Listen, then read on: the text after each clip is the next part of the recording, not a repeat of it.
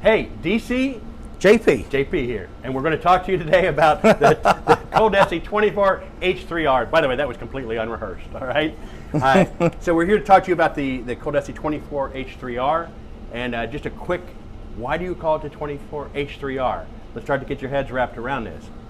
ColDesi UV, the branding, 24, the width, H3, 3 heads. R, it's a roll-fed machine. So that's what this is about. And this is a UV DTF printer. So don't confuse it with the DTF printers that we're using for t-shirts, which Absolutely. we talked about some today. I mean, I know the market over here, JP, over in the UK, what's the market for these printers? This is the best machine in the market that you actually don't know you actually need. Really, in reality. Because for this machine, gives you so many different options and availability for different applications on different products. Forget textiles, it's just about hard surface embellishment. It's the only printer that we have that self-labels. Yeah. Look at this, all of the embellishments on it are does done. exactly what it says on the tin. It's on the machine, right? It's not a sticker, right? It is not a sticker, it's a transfer. Absolutely. It's a direct-to-film transfer.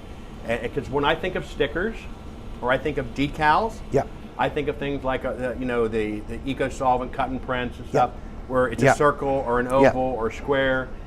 You can see the white vinyl on the background. And you have to peel them all as well. And really hard work. The W word.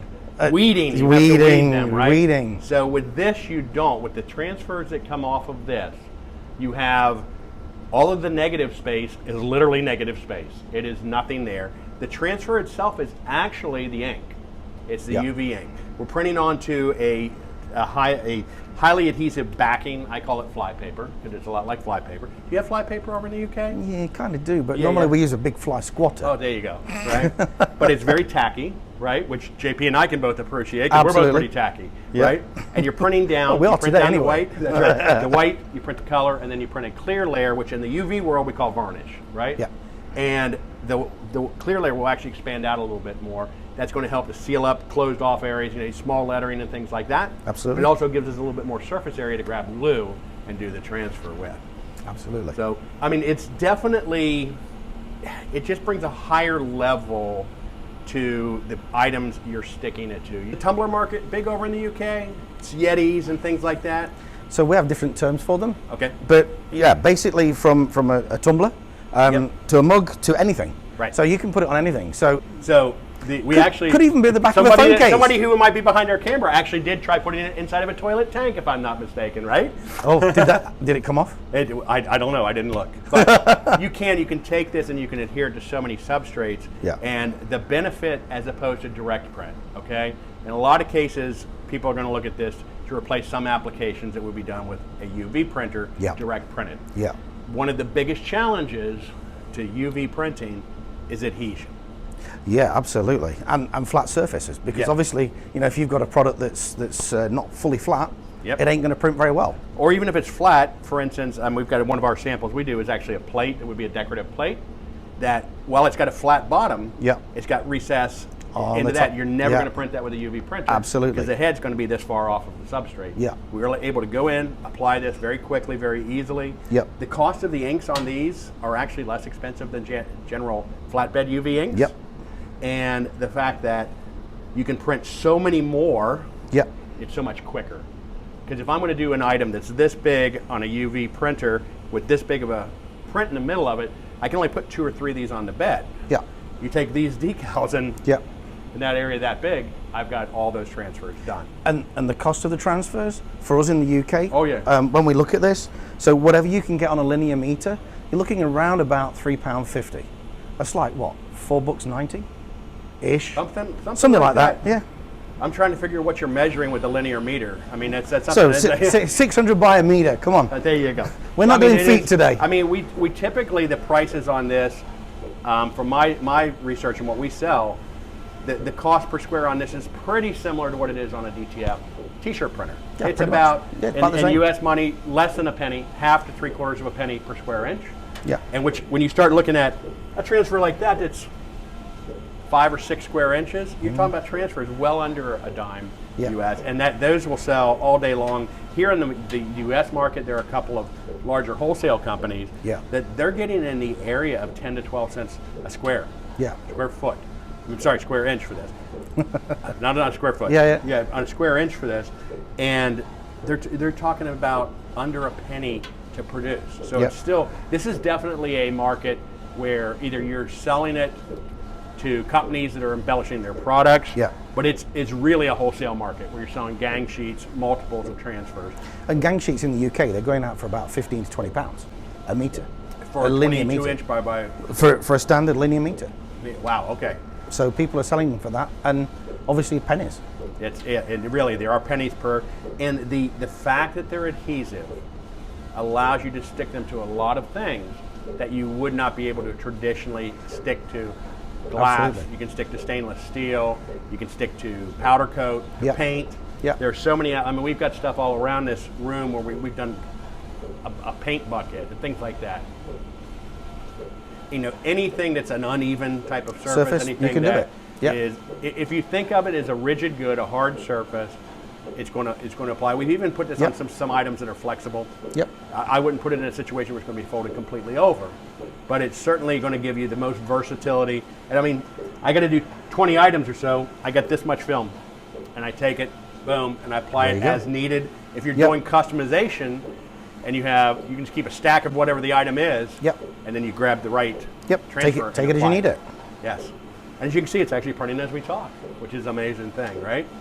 So let's kind of sum it up a little bit. This is the application, and I love the phrase that you stole from me from earlier on, about this is the greatest technology that people don't know they need. Yeah, absolutely. Because did I steal that from you? Or did you steal it from me? No, I think you stole it from me. We'll have to discuss this over beers tonight. Absolutely. That's like the 9th thing that we're going to be discussing over beers tonight. It'll be a long night.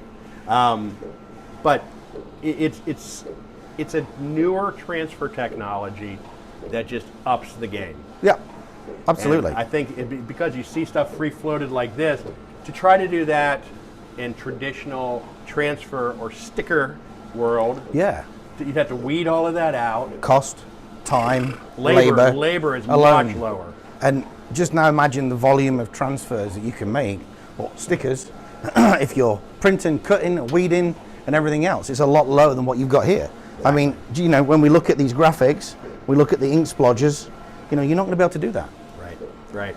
And the fact that you have the overcoat of the clear, the varnish, just brings a whole different pop. Yeah, just makes it nice and glossy. We can even see this, we lift this up when it's printing, you can see before the clear layer goes down and just see the elevation of the quality of the print when it gets hit with the varnish. And that's it. I mean, you're going to print, I'm going to do it in my head, about 4 to 5 meters per hour on the machine. In the States, we're a little bit slower, we're about 15 linear feet, but roughly in that area, 4 to 5 linear meters an hour at 60. So this is 60 centimeter wide film. We're probably printing about 55 of it or so. So it's not going to be lightning fast, but when you compare it to doing the individual embellishment with other products, it is screamingly lightning fast. And there are hundreds of transfers I've been printing while we've been talking. So that's where the money comes in. If you can make $1 a piece on those, you go. You're not going to have a conversation. We make $150. What? Shouldn't we buy one? Should we buy one? Should we do that? I don't know about that part. You know, my wife frowns upon me when I bring work home. Mine too. That's right. But the important thing about this is also the volume of print per hour is based around the DPI. Right. So your dots per inch. Now, like everything with a graphic, when we talking about graphics are so key. We use a word in the UK called WYSIWYG. What you see is what you get. So if you've got a really poor quality graphic around 100 DPI and it's a circle, you put it on, you scaled it up, you've got steps all the way around. This is as good as it gets because this will print it. So the lower the quality of the image, this will just print what it sees. So if your file isn't great, I'm sorry, this is too good because it prints the rubbish as well as the good. I love that word. Get it right. What? Which bit? Rubbish. And to put it in the American lingo, is you know what you get when you polish a turd. You get a shiny turd. And that's what happened. Now, I will tell you this, though, JP. We use sprinkles. That's right. JP, one of the things that I have found with the UV printers is you can get away with a little bit lower quality image than you can on a DTF or a DTG, because the dots are frozen in time when they hit. The light immediately sets them, so you don't have any dot gain. Whereas you have a marginal image on DTF, it's going to show up a bit more because it hits the film and it spreads a little bit. With this, it hits the film and it's set. All right, and it's done printing, in fact. So, and one of the also big important things is the higher the resolution, the slower the printer. The lower the resolution, the faster the printer. So it all depends on a compromise of what the customer is looking for and the expectation, and how fast you want to print. If you want really good quality images, it's going to be a little bit slower. But that's the nature of the beast. We've done some big transfers with these. So it's not like just limited to these transfers like you're seeing. I mean, this is a large transfer. Absolutely. We've done some that are, I mean, literally used the whole width of the film. We're done to go on coolers and whatnot. So, there is a learning process, and I'm sure that JP and their training team, they're going to teach you how, this is something whole new for some people, is how to apply these things. So we're going to teach you how to apply those as well. And again, the same thing applies for us, as I said earlier in another video. If you go on our learning portal, so on the website, you get access to all training videos, learning videos, help information, and you can find out a lot more about this product and other products that we offer, and the techniques on how to apply them. You're not just buying YES, you're buying into the whole ColDesi family, which we appreciate you doing, and we appreciate JP representing us quite well over in the UK. But that's it. So check out check out their website. Set up a demo. They'll be glad to show you a demo. They got a machine in their showroom right now. Absolutely. They'll be glad to show you a demo, get you some samples out. Thank you for watching it.